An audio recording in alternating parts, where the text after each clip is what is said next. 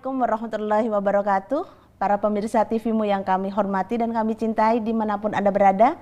Pada kesempatan sore hari ini kita akan bersama pengajian Ramadan di rumah dengan pimpinan Pusat Muhammadiyah.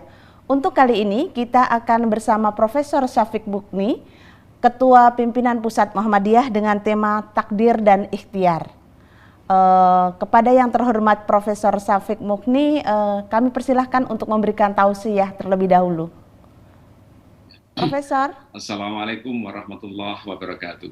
Waalaikumsalam warahmatullahi wabarakatuh.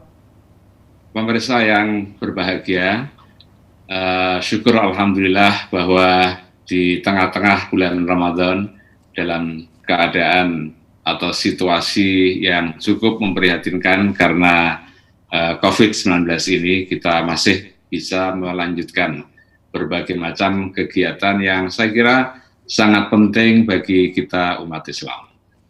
Salah satu di antara hikmah di bulan Ramadan ini adalah bahwa kita semakin punya waktu yang banyak untuk di rumah dan kemudian mempelajari ajaran-ajaran Allah Subhanahu wa Ta'ala yang tercantum di dalam Al-Qur'anul Karim dan Rasulullah Shallallahu Alaihi Wasallam yang telah dibukukan di dalam hadis-hadis Nabi.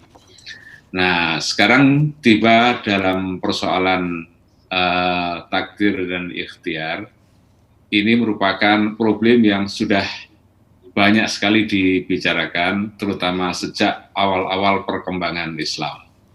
Sebenarnya pada zaman Nabi kita Muhammad Shallallahu Alaihi Wasallam, ketika Islam itu diajarkan dan kemudian difahami, dipraktekkan oleh para sahabat pada zaman itu, tidak banyak muncul persoalan-persoalan teologis. Mereka yang penting bagaimana memahami itu dan kemudian dilaksanakan di dalam kehidupan sehari-hari. Baik itu yang berkaitan dengan urusan ibadah, berkaitan dengan urusan muamalah, dan bermacam-macam variasi dari bentuk ayat Al-Quran dan apa yang dikatakan oleh Nabi. Mereka tidak memunculkan persoalan-persoalan, karena langsung dilaksanakan sesuai dengan semangat yang dicontohkan oleh Nabi dan diajarkan melalui kata-kata oleh Nabi kita Muhammad Sallallahu Alaihi Wasallam. Tetapi kemudian ketika Islam itu terus berkembang, wilayahnya semakin luas, dan di sanalah mereka berinteraksi dengan berbagai macam umat yang memiliki kebudayaan berbeda-beda, yang memiliki tradisi intelektual berbeda, maka ada dialog.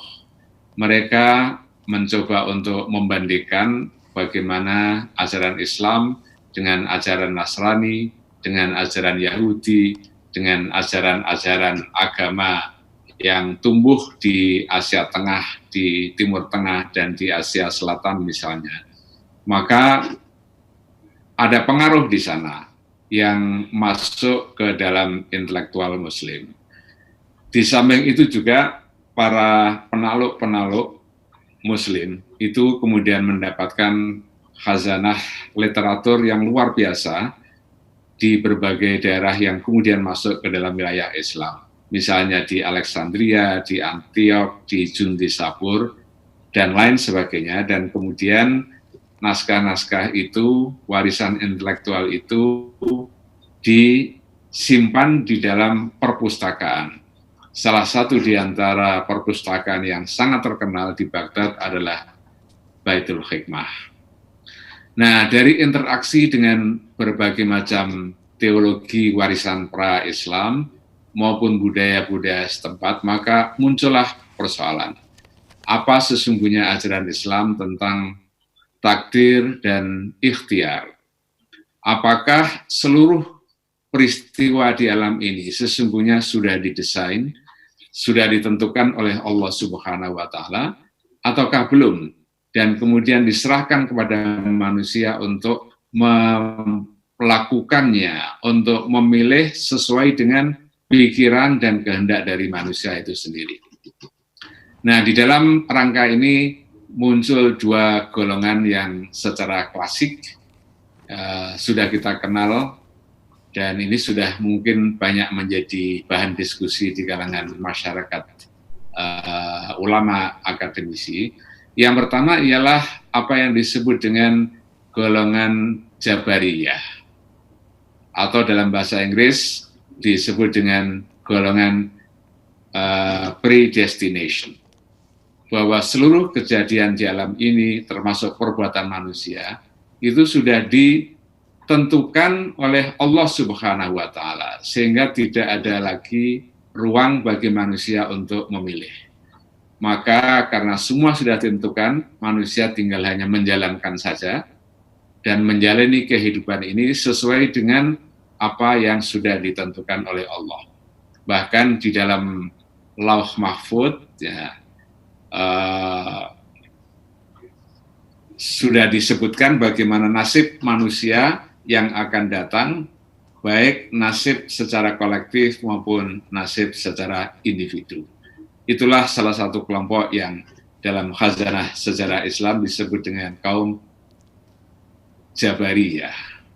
Nah, kemudian yang melawan pendapat itu adalah kaum Qadariyah. Mereka menyatakan bahwa manusia punya qadar, punya kemampuan yang diberikan oleh Allah. Bahwa apa yang kita lakukan adalah sepenuhnya berangkat dari pilihan manusia itu sendiri. Tidak ada campur tangan Allah di sana. Kalau kita berbuat baik, maka Allah akan memberikan balasan. Dan kalau kita berbuat tidak baik, maka Allah juga akan memberikan balasan. Nah, sehingga berhasil atau tidaknya usaha kita di dunia ini sangat tergantung kepada kesungguhan kita, kepada usaha kita untuk mencapai hasil yang kita rencanakan. Kalau kita tidak berhasil, itu adalah karena kesalahan manusia. Kalau itu berhasil, maka itu adalah karena kemampuan manusia yang punya otoritas penuh untuk menentukan amal perbuatannya. Nah, perdebatan antara dua kelompok itu memang sangat intens dan melahirkan banyak literatur, banyak karya-karya teologis yang membahas itu. Berbagai ulama juga ikut serta di dalam mewacanakan pro dan kontra antara Qadariyah dan Jabariyah itu. Lalu setelah masa-masa awal dengan perdebatan yang semacam itu, ada sebuah kelompok yang mencoba untuk mengambil jalan tengah, yang tidak Qadariyah dan juga tidak Jabariyah. Ialah apa yang secara tradisional kita sebut dengan Ahlus Sunnah wal Jamaah, middle path, jalan tengah. Nah, cerita sejarahnya mungkin agak panjang, tetapi yang penting adalah karena dua kelompok itu tidak bisa mengalami titik temu pemikiran, maka muncul kelompok ketiga yang berusaha untuk mengambil jalan tengah yang tidak ekstrim kanan dan tidak ekstrim kiri. Nah, perbendaraan sejarah Islam itu memang sedemikian banyak, dan kemudian lahir karya-karya yang sangat berharga bagi khazanah ilmu pengetahuan Islam. Dan Ahlus Sunnah ini kemudian mengklaim dirinya sebagai golongan yang paling selamat, ya, Al-Firqatun Najiyah.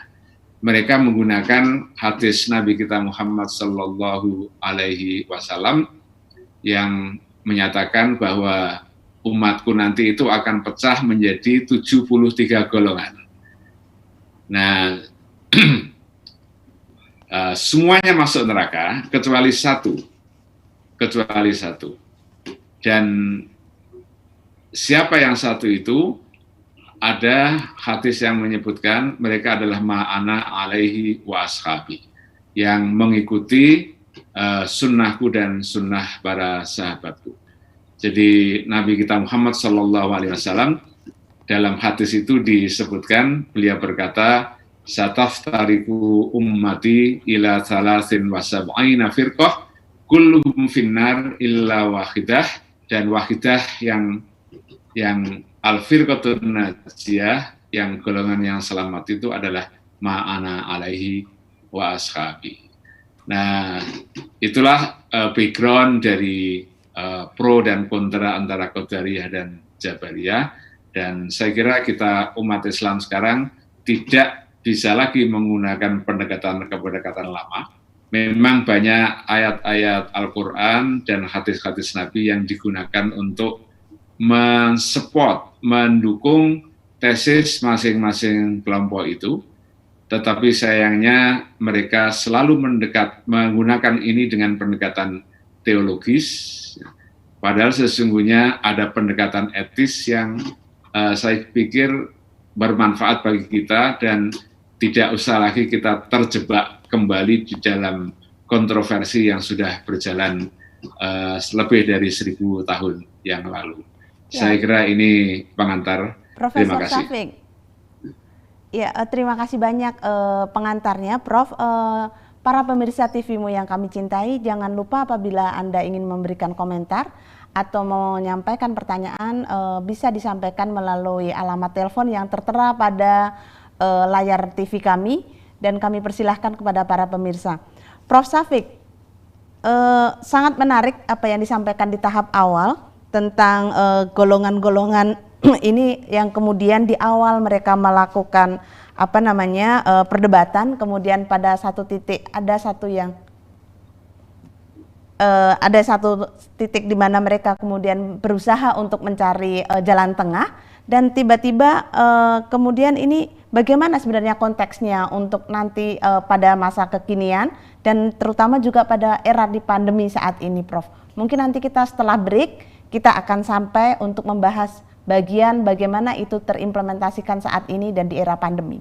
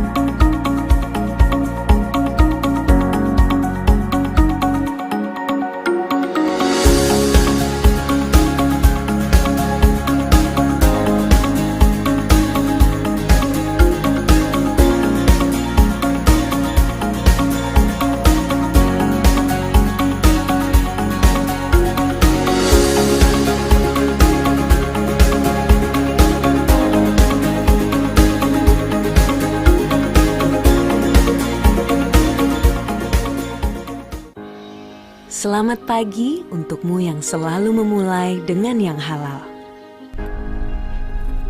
Memulai yang pertama dengan semangat. Memulai menyebarkan inspirasi. Kecantikan sejati dimulai dari inovasi tanpa henti. Kebaikan dimulai dari yang halal. Wardah halal dari awal.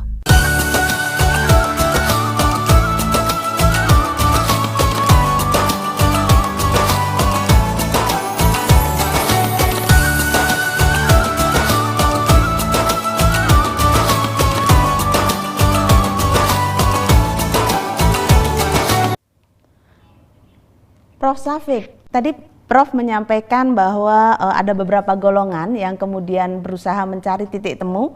Nah, Prof juga menyampaikan bahwa sesungguhnya untuk masa sekarang semua bisa kita gunakan ilmu pengetahuan untuk mencari satu titik temu di masa-masa sekarang. Sebenarnya bagaimana ini implementasinya, Prof, kalau untuk masa era sekarang? Mungkin itu yang pertama, Prof. Kemudian yang kedua, bagaimana dengan pada situasi pandemi, kalau ada situasi seperti ini? Ya, ada sebuah penelitian baru-baru ini di Turki yang melihat perbedaan antara Qadariyah dan Jabariyah itu, antara mereka yang pro ikhtiar dan pro takdir, dan penelitian itu menyimpulkan bahwa dua-duanya masih ada di dalam masyarakat Muslim Turki. Dan saya kira bukan hanya Turki, tapi juga di negara-negara Muslim yang lain, termasuk Indonesia, saya kira dua kelompok itu masih ada. Tetapi penelitian itu juga menunjukkan tingkat religiositas, dalam makna mereka merasa kedekatan dengan Tuhan, merasa bahwa hidupnya dipenuhi dengan nuansa spiritualitas, itu lebih banyak pada orang-orang yang percaya pada Jabariyah, yang adanya takdir yang menentukan kehidupan manusia itu. Dan mereka yang percaya bahwa manusia punya kemampuan yang penuh terhadap kekuatannya sendiri untuk menentukan pilihan dan melaksanakan sebuah perbuatan, itu sebagiannya adalah mereka orang-orang yang sangat religius, tapi sebagian lagi adalah mereka orang-orang yang tidak begitu religius dibandingkan dengan kelompok yang pertama. Nah, ini artinya adalah bahwa religiositas itu sesungguhnya tidak boleh dimaknai sebagai ibadah saja atau merasa dekat dengan Tuhan, dengan Allah. Tetapi aplikasi di dalam kehidupan sosial dengan semangat agama untuk mencari ridha Allah dengan cara-cara kerja untuk kemanusiaan, itu juga sesungguhnya harus dimaknai bahwa itu juga adalah sebuah bentuk dari religiositas atau keberagamaan. Jadi intinya adalah dua-duanya masih ada. Nah, di dalam kehidupan sekarang, orang-orang yang berpikiran bahwa ya, kelihatannya sudah ada penanya, Prof. Ada yang masuk? Oh gitu, ya. Taufik dari Yogyakarta. Assalamualaikum, Prof. Syafiq. Bagaimana positioning dan strategi Muhammadiyah supaya tidak terjebak dalam konfrontasi atau perdebatan antar golongan tersebut supaya lebih produktif sekaligus solutif dalam konteks ad-din, at-tanwir, serta menjadi rahmatan lil alamin. Nah, beliau dari Taufik Yogyakarta. Pertanyaannya silahkan, Prof. Mungkin akan menjawab. Supaya Muhammadiyah tidak terjebak di dalam konflik antara pemikiran keagamaan itu, sesungguhnya modal yang sangat penting adalah tema kembali kepada Al-Quran dan Sunnah. Jadi Muhammadiyah berusaha untuk menggali pemikirannya, pemahamannya dari Al-Quran dan Sunnah secara langsung. Sebab kalau kita menjadikan madhab sebagai titik tolak, maka kita akan cenderung untuk terjebak dalam satu aliran pemikiran dan kemudian kita mendiskreditkan atau menafikan pemikiran-pemikiran yang berbeda itu. Maka Muhammadiyah sekali lagi bukan berarti anti madhab, tetapi Muhammadiyah memang tidak bermadhab, dan Muhammadiyah menggali langsung dari Al-Quran dan Sunnah Rasulullah SAW, dan dengan itulah maka insya Allah bisa terjebak dari kungkungan fanatisme terhadap satu madhab tertentu. Ya, jadi yang kedua adalah tema-tema dari gerakan Muhammadiyah ini adalah mendorong ijtihad. Kita berusaha mengerahkan pikiran kita, ilmu pengetahuan kita untuk memaknai Islam, memaknai Al-Quran dan Sunnah. Dan karena tentu dengan berijtihad itu muncullah berbagai macam pendapat. Jadi itu adalah konsekuensi bahwa kita membuka pintu berijtihad. Dan ketika sudah dibuka keran untuk ijtihad itu, maka mau tidak mau kita juga mengakui adanya perbedaan.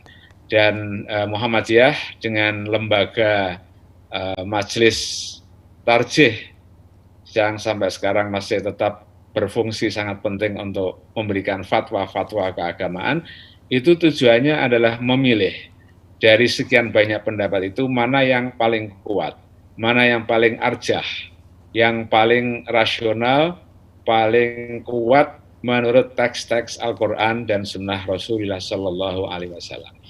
Jadi Muhammadiyah membimbing kita untuk menuju pada satu pendapat yang paling arjah, tetapi tidak dengan serta-merta bahwa kita harus menjudge pendapat lain itu sebagai pendapat yang a priori salah gitu, sehingga kita menganggap tidak ada lagi kebenaran di luar dari kebenaran apa yang dihasilkan oleh ijtihad itu. Nah, ini saya kira satu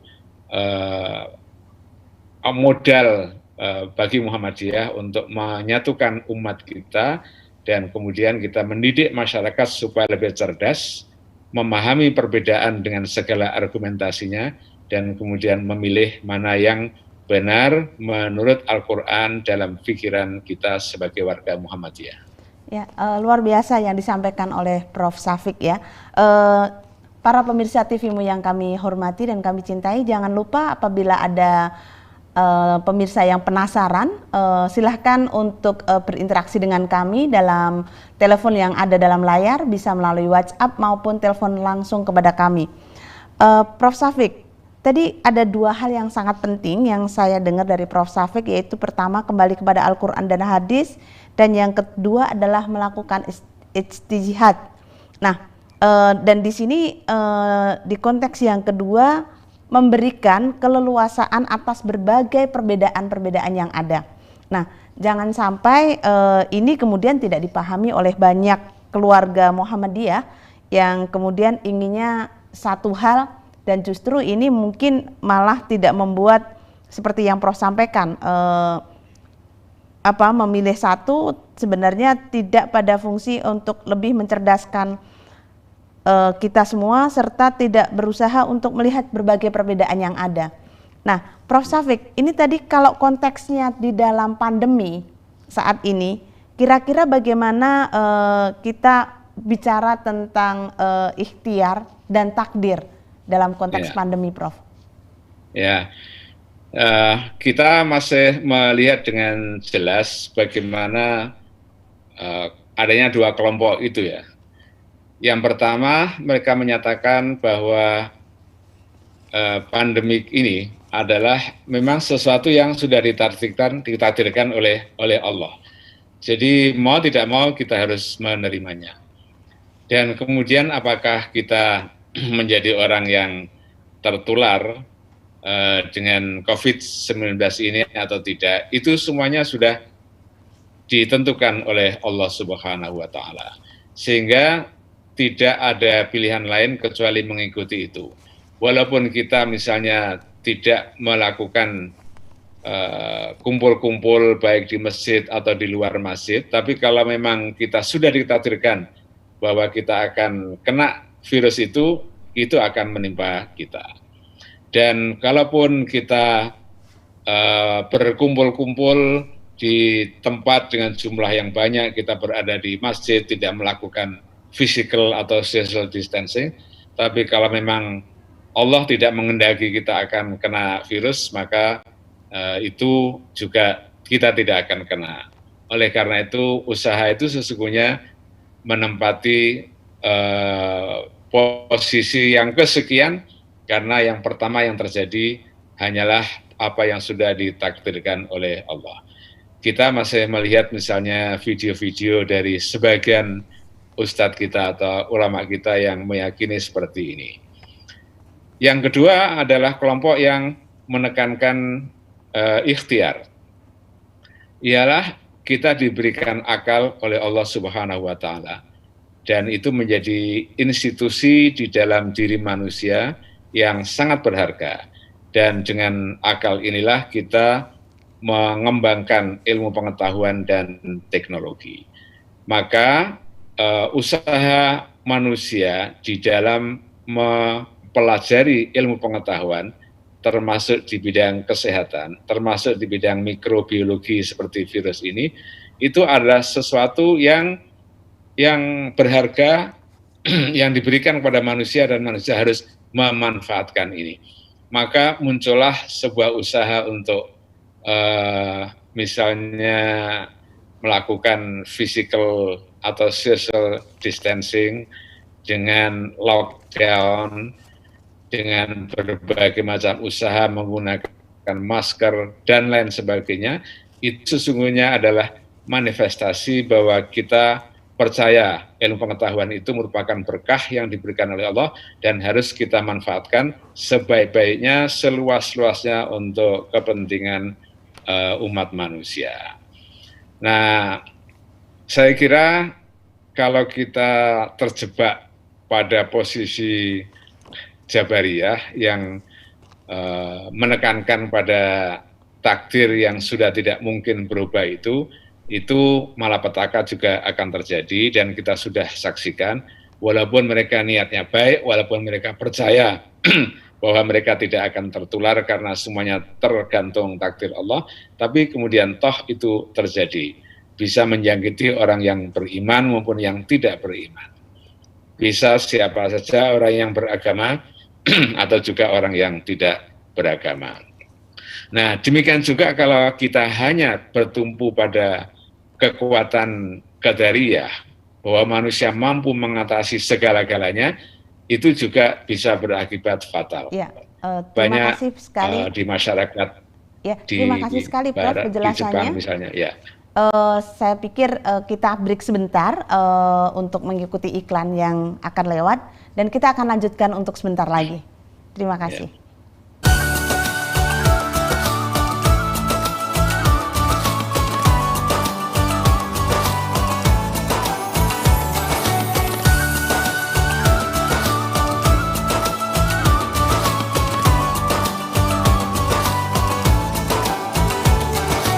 Batik Nasional Muhammadiyah sudah menjadi kebanggaan bagi setiap warga Muhammadiyah. Bahkan, pimpinan pusat Muhammadiyah secara resmi menggunakan batik nasional untuk pertemuan nasional maupun internasional. Dua kader Muhammadiyah, Iqbal dan Sarah, peraih medali emas di kejuaraan pencaksilat Asian Games, menjadi bagian ikon brand ambasador batik nasional Muhammadiyah. Kami bangga berbatik nasional Muhammadiyah. Untuk pemesanan lebih lanjut, hubungi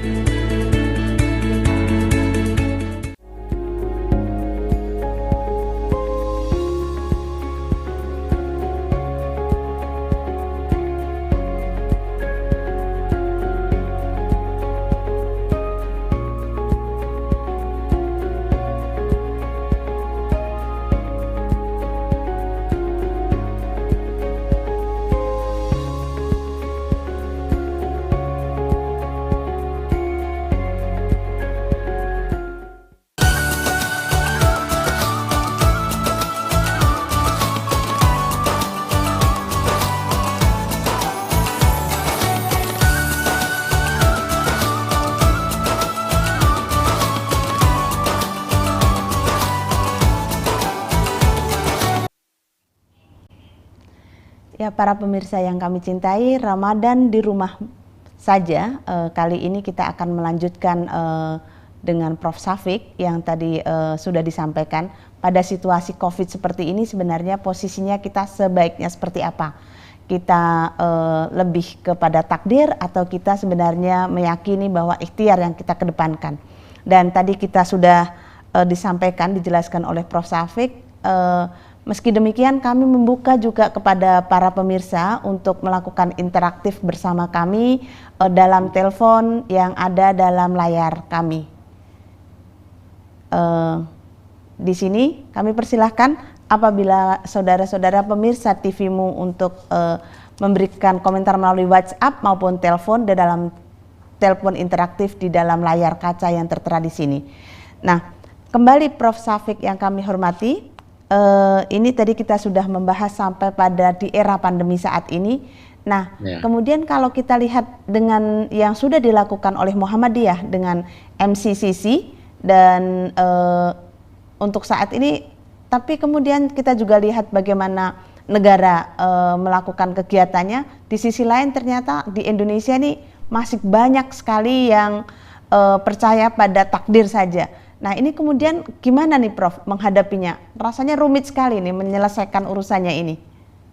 Ya, kalau kita percaya kepada takdir Allah saja dan tidak ada peran usaha manusia, itu juga akan membuat kita mundur, akan timbul malapetaka di sana. Kita tidak punya gairah dan semangat perjuangan untuk mengatasi berbagai macam problem yang dihadapi oleh manusia sekarang ini.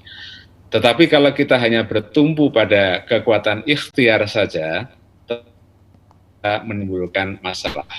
Dan terbukti sampai sekarang bahwa di masyarakat yang tidak punya basis spiritualitas yang kokoh, orang banyak bunuh diri karena merasa kecewa apa yang dilakukan tidak mendatangkan hasil.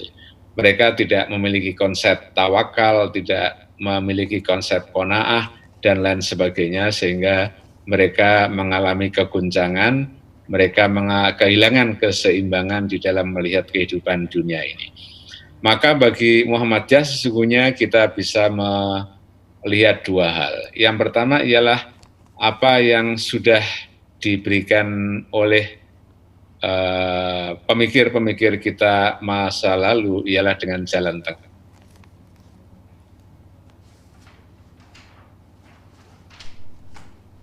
Usaha manusia di sana di dalam mencapai usaha-usaha yang dilakukan. Saya ingin menyebut salah seorang sufi besar, walaupun tasawuf sesungguhnya itu lahir dari sejarah dan kita hanya bisa menjadikannya sebagai kekayaan yang harus kita apresiasi, walaupun kita tidak perlu mengikuti aliran tertentu di dalam tasawuf ataupun tarekat itu. Tetapi saya ingin menyebut salah seorang penyair besar, salah seorang sufi yang bernama Jalaluddin Rumi. Beliau hidup pada abad Jalaluddin Rumi, Prof, yang dinyatakan sebagai pendiri dari tarekat Maulawiyah. Nah, ada beliau tulisan beliau yang sangat menarik di dalam kitabnya Al-Matsnawi. Itu karya sastra, tetapi isinya sangat bagus sekali.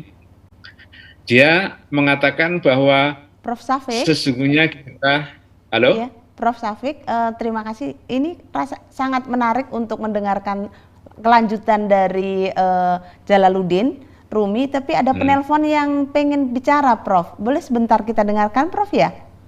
Ya, monggo, silakan. Kami persilahkan. Assalamualaikum. Assalamualaikum. Waalaikumsalam warahmatullahi wabarakatuh. Al-Mukarram Profesor Syafiq ini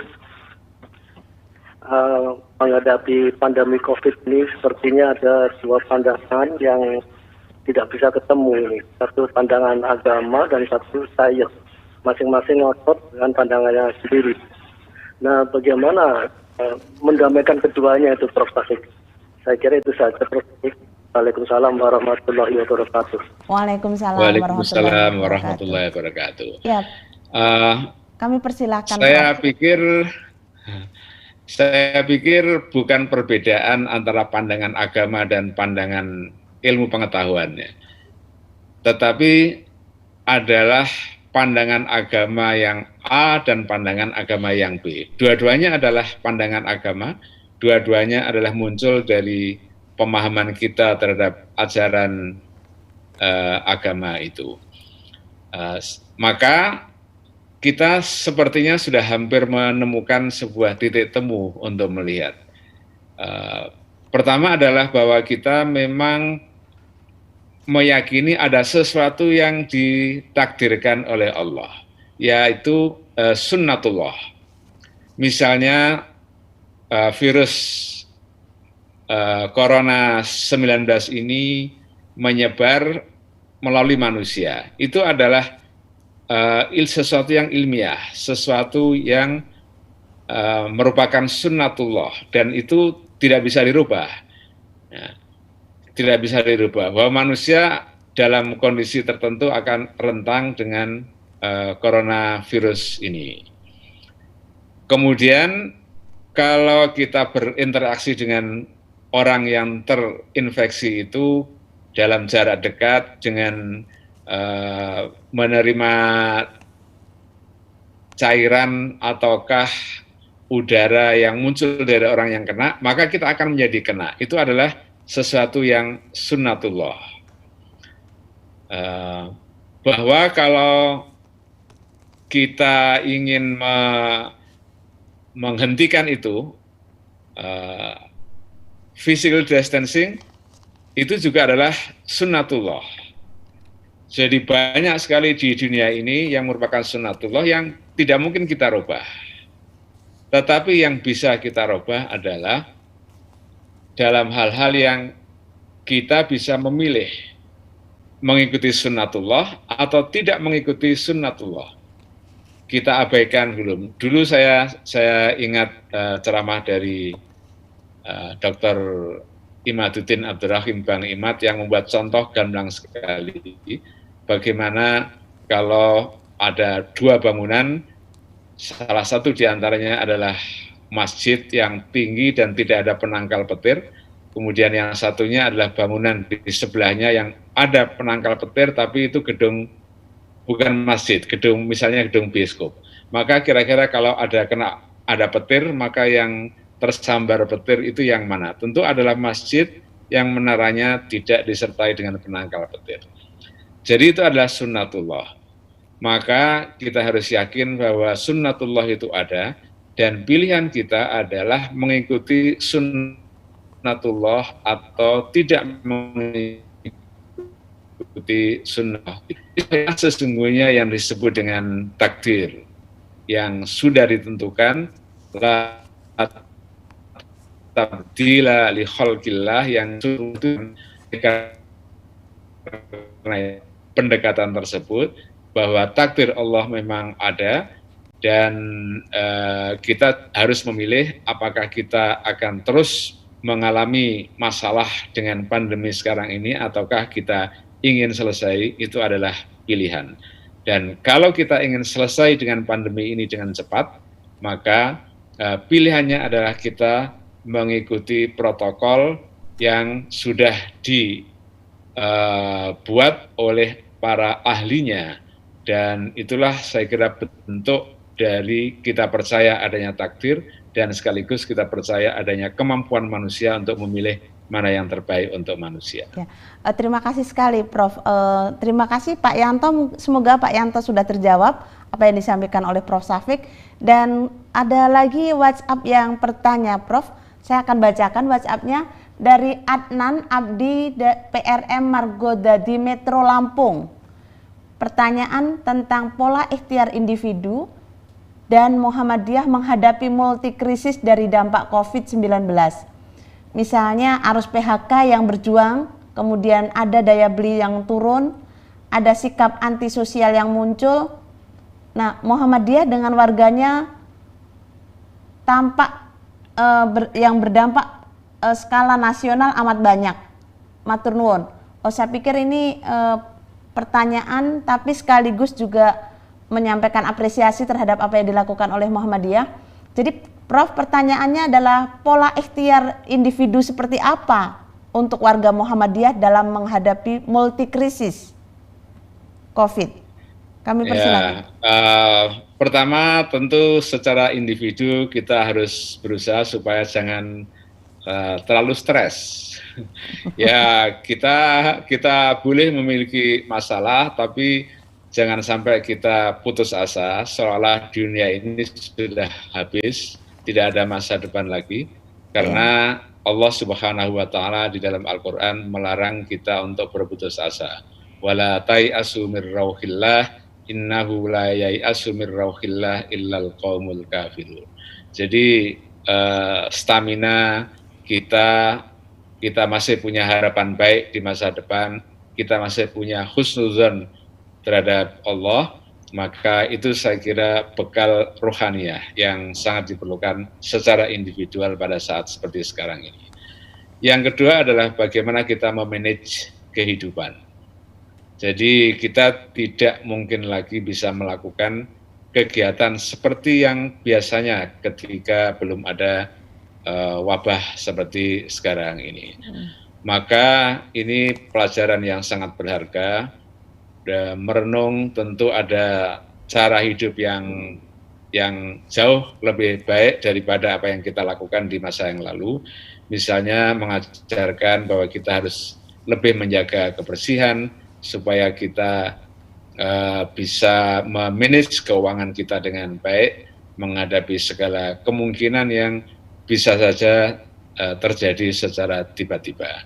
Kalau kita tidak memiliki antisipasi itu, tentu kita akan merasa rugi sendiri. Kan di dalam Al-Quran Allah juga menyatakan afa amina ahlul qura ayyatiyahum ba'suna tawwahum naimun. Apakah penduduk sebuah rasa aman, tentram, damai, leha-leha, padahal bisa jadi tiba-tiba ada musibah yang sangat besar, sedangkan kita semua dalam keadaan tidur nyenyak, kita lalai. Afa amina ahlul qura ayyatiyahum ba'suna bayatau wahum naimun. Apakah penduduk sebuah negeri itu sudah merasa aman, tenang, padahal bisa jadi ada peristiwa yang tidak kita duga-duga pada pagi hari, pada saat kita sedang bersukaria, sedang bersenang-senang. Ini artinya adalah kita harus memplanning kehidupan kita secara lebih baik.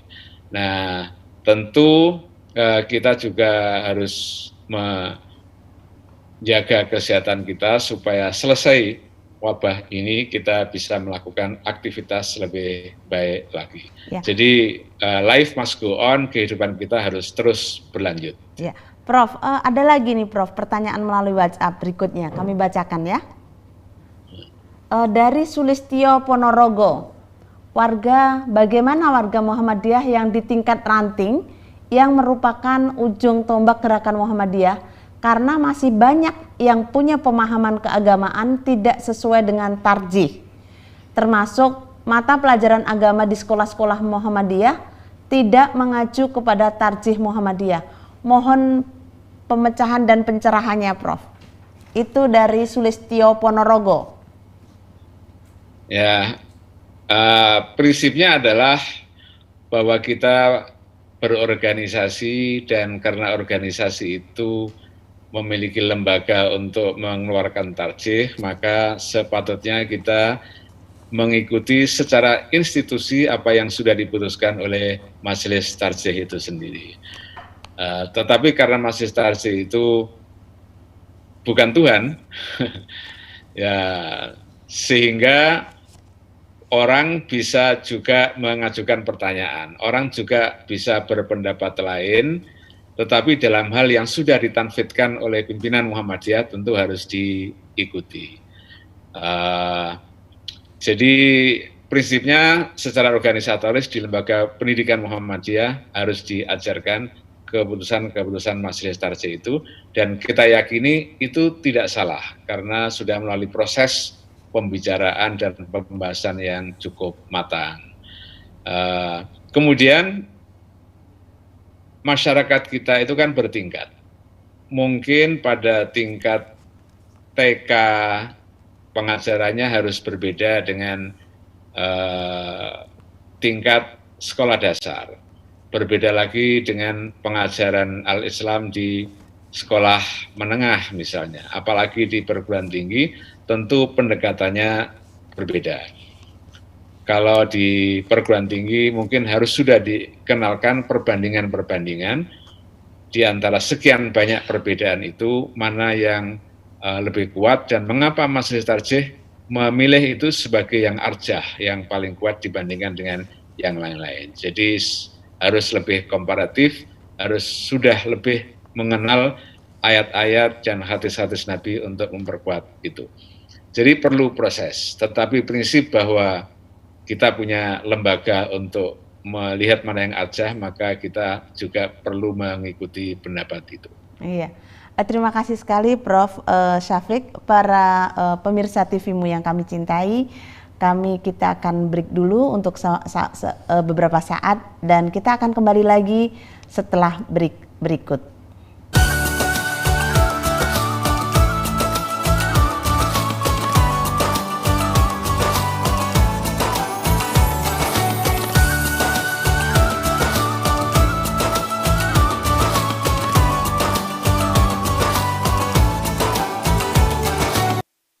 Suara Muhammadiyah sebagai amal usaha resmi Muhammadiyah hadir untuk menjadi bagian jamaah Muhammadiyah dalam memfasilitasi kebutuhan perjalanan dan pendampingan ibadah umroh jamaah Muhammadiyah.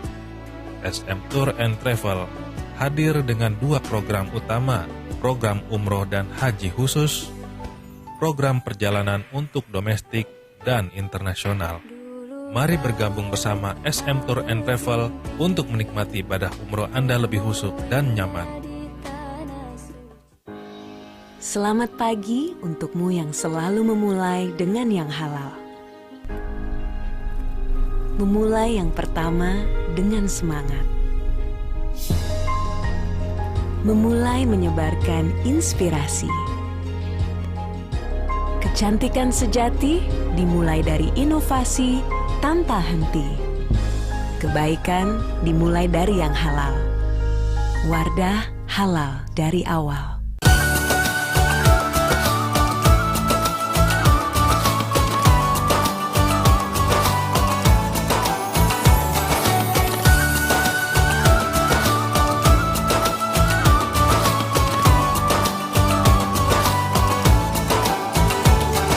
Terima kasih untuk para pemirsa TV-mu yang terus menyaksikan Ramadan di rumah bersama Profesor Syafiq pada kesempatan kali ini dan yang diselenggarakan oleh MCCC dan Lazismu.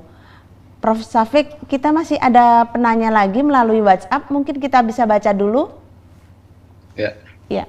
Dari Ainur Rafiq Sopiaan, Surabaya. Prof. Syafiq, di akar rumput sering terjadi debat kusir antara takdir dan ikhtiar.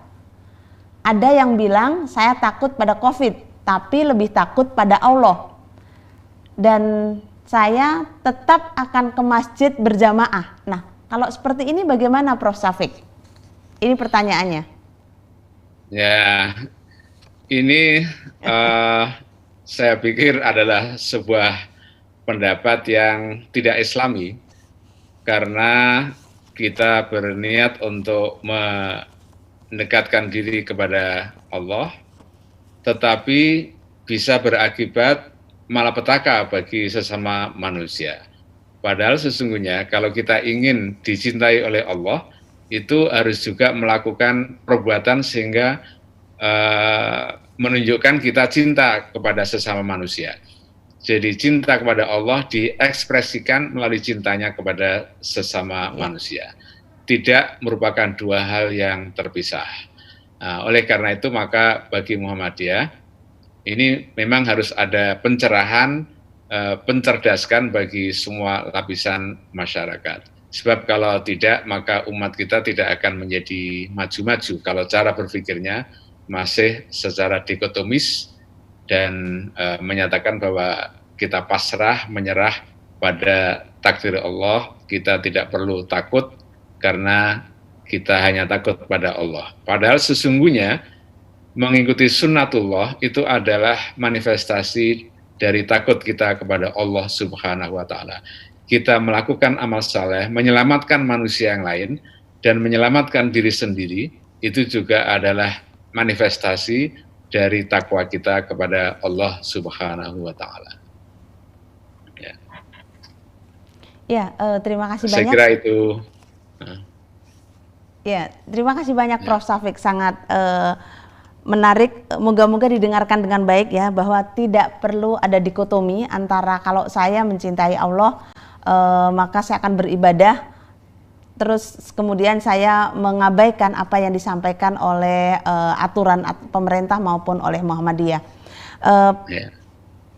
Para pemirsa yang kami cintai, kami masih menerima komunikasi, respon WhatsApp maupun telepon yang bisa disampaikan melalui telepon interaktif kami maupun WhatsApp yang ada dalam layar kaca. Kami persilahkan. Dan di kesempatan kali ini sangat menarik tadi yang disampaikan oleh Prof. Syafiq tentang bagaimana seseorang seharusnya bisa menjaga diri sendiri, tidak putus asa, tetapi yang terpenting di sini adalah bahwa harus terus siap siaga pada kondisi apapun. Seperti hadis yang disampaikan, yang dibacakan oleh Prof. Syafiq sebelumnya, bahwa bisa jadi pada keadaan atau kondisi kegembiraan maka bencana atau azab akan datang tiba-tiba.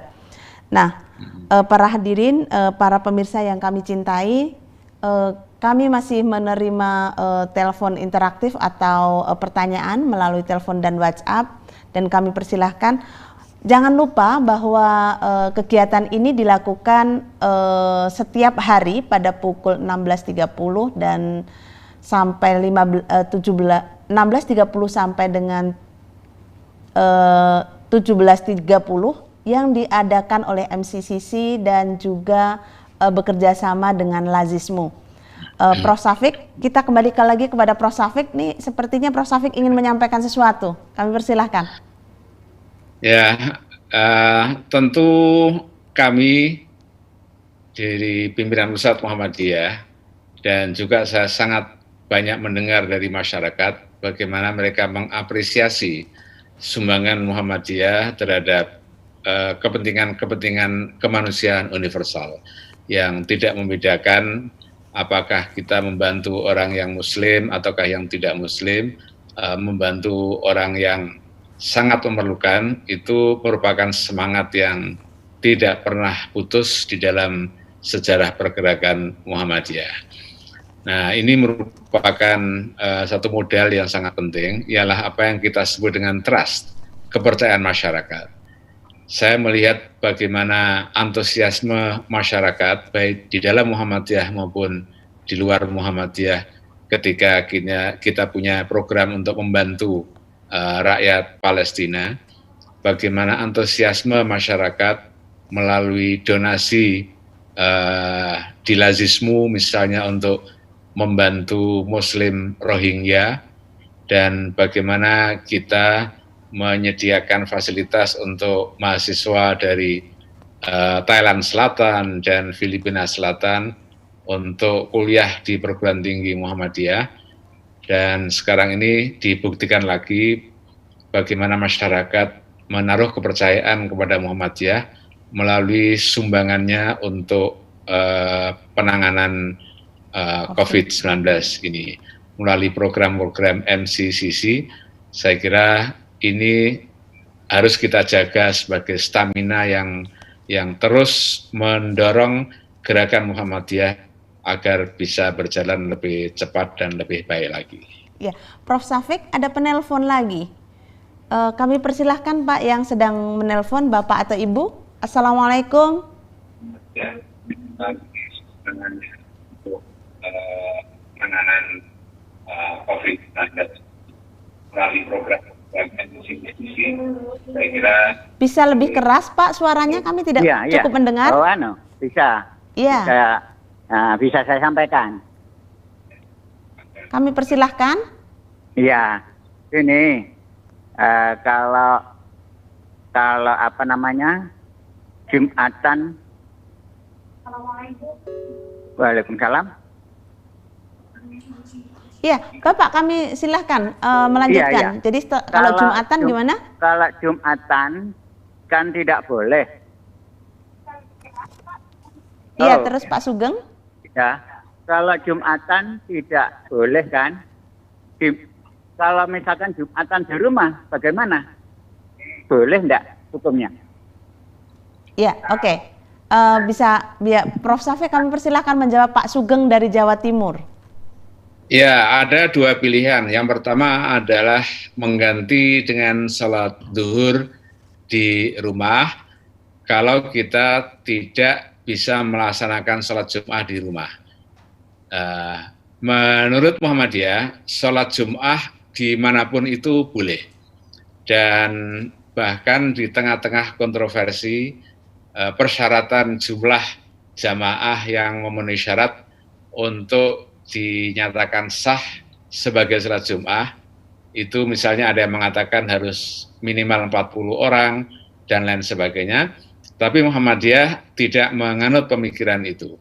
Yang penting adalah kita berjamaah, bisa jadi 2 orang, bisa jadi 3 orang, 4 orang, satu keluarga, mungkin kita bisa melakukan sholat Jum'ah. Yang satu bertindak sebagai khotib dan imam, kemudian yang lainnya menjadi jamaah. Jadi ada 2 pilihan, kalau mampu kita bisa laksanakan sholat Jum'ah di rumah, tidak harus di masjid, dan jumlahnya tidak harus memenuhi tertentu, asal sudah ada jamaahnya atau sholat jamaah. Dan yang kedua, kalau tidak mungkin, ya kita ganti dengan sholat duhur. Dua-duanya punya alasan yang cukup kuat dari sunnah Rasulullah Shallallahu Alaihi Wasallam. Iya, oke, Prof. Rupanya waktu terus berjalan dan kita akan segera akhiri talkshow pengajian Ramadan di rumah saja bersama pimpinan Pusat Muhammadiyah, sehingga kami rasanya ingin mendapatkan closing statement yang cukup kuat dari Prof. Syafiq dari tema untuk hari ini. Kami persilahkan, Prof. Ya, mari kita jalani ibadah-ibadah selama bulan Ramadan ini dengan penuh pengharapan supaya Allah selalu memberikan barokah kepada kita semua. Semoga segera selesai dari ancaman virus ini, tetapi kita memang harus bersabar.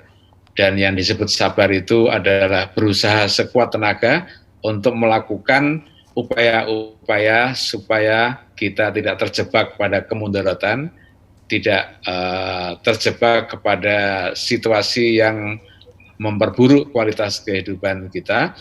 Tetapi sabar itu artinya ialah kita tidak putus asa, kita tetap konsisten, continuously ya, untuk memperbaiki dan membangun kehidupan agar lebih baik dan supaya kita bisa mendapatkan ridho Allah Subhanahu wa taala. Semoga sukses berpuasa li ibtighai mardatillah. Saya kira itu yang bisa saya sampaikan. Ya, terima kasih banyak Profesor Syafiq atas pertemuan kali ini, pengajian Ramadan di rumah bersama pimpinan Pusat Muhammadiyah, dan kami dari MCCC dan Lazismu menyampaikan terima kasih kepada para pemirsa yang telah selalu setia bersama kami, dan jangan lupa bahwa acara ini bisa disaksikan setiap hari pada pukul 16.30 sampai 17.30. Jangan lupa pengajian Ramadan di rumah saja bersama pimpinan Pusat Muhammadiyah yang dilaksanakan oleh Lazismu dan MCCC. Akhirnya, billahi taufiq wal hidayah. Assalamualaikum warahmatullahi wabarakatuh.